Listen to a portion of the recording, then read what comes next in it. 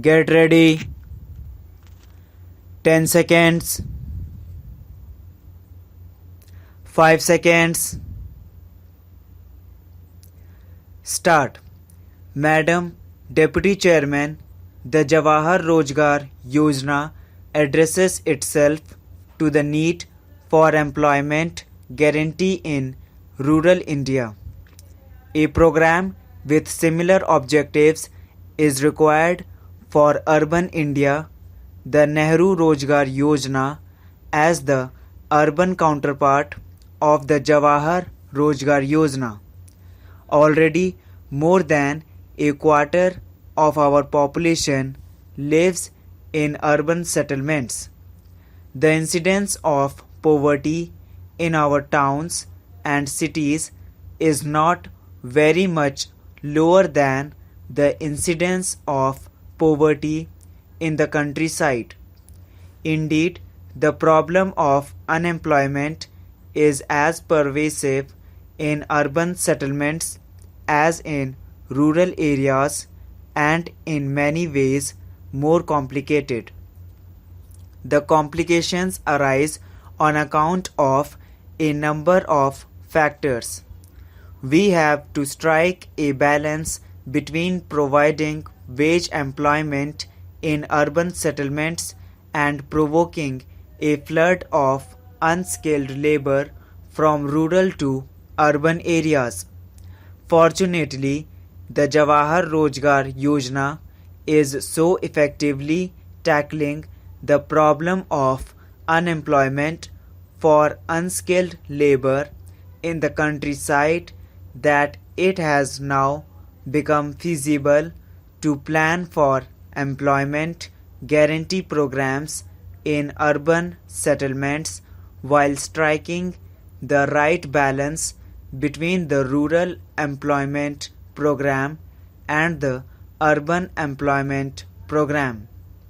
The Nehru Rozgar Yojana will be administered by the Nagarpalikas, who, as in the case of panchayats under the Jawahar Rozgar Yojana, will be left free to choose what schemes to execute, to identify the beneficiaries and to organize labor cooperatives of the urban poor to undertake the program.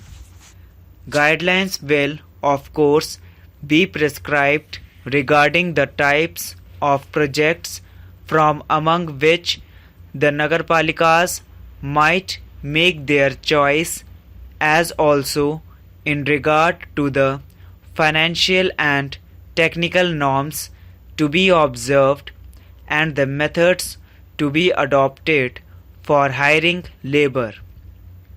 We shall make it undoubtedly clear that neither contractors nor public works departments shall be involved in this work.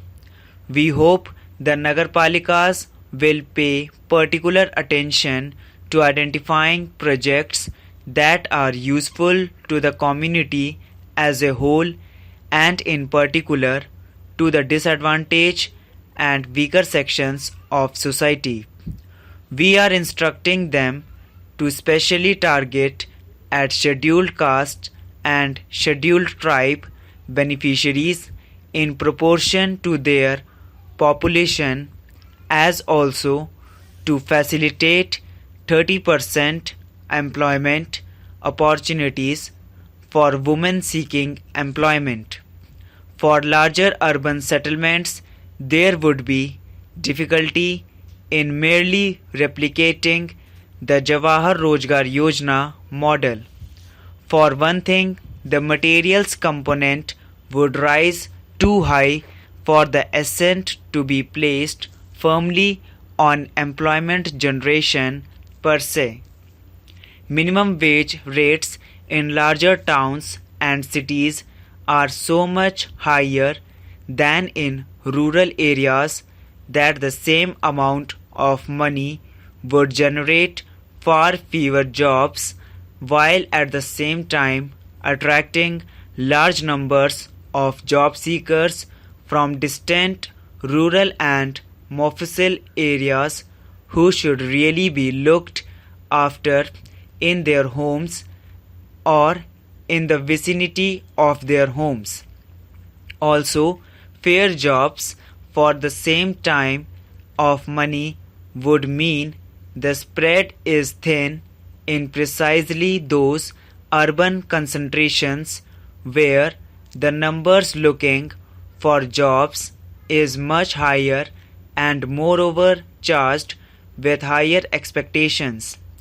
We have therefore decided that the second component of the Nehru Rozgar Yojana should comprise a scheme of generating the required employment through a special thrust to housing and shelter upgradation in all towns and cities with a population in excess of 1 lakh.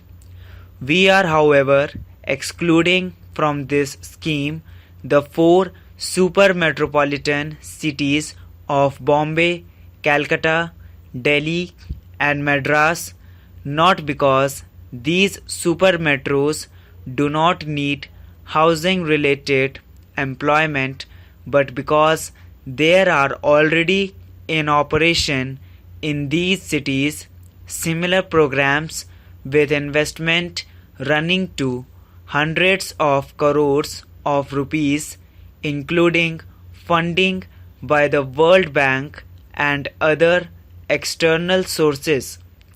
Thus, the Nehru Rozgar Yojana component for urban employment through housing and shelter upgradation might be seen as the extension of the concept of employment through house building and shelter upgradation to the hitherto somewhat neglected small metropolitan and non-metropolitan cities and towns of the country. Under this component, we have focused on the most labor-intensive activity available in urban areas, namely the construction and upgradation of dwelling units and housing.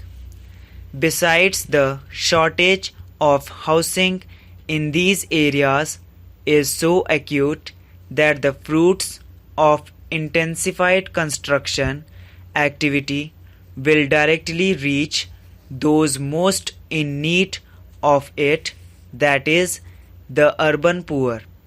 Besides, housing requires so many different skilled trades such as plumbers and carpenters and so many micro manufacturing units such as for bricks, tiles and furniture, as also services such as transport and wayside dhabas and tea shops, that the employment generated is not only direct employment in construction but also secondary and tertiary employment closely associated with construction activity. Also, some of the house building and much of the shelter upgradation will be undertaken by family labor. The family is given the opportunity of doing so by being given access to institutional finance. There are 2 segments to this component of the Nehru Rozgar Yojana. We envisage the first segment as a joint enterprise of the union government, the state governments, the nagarpalikas and HUDCO. The bulk of the work will involve identified families being assisted in shelter upgradation.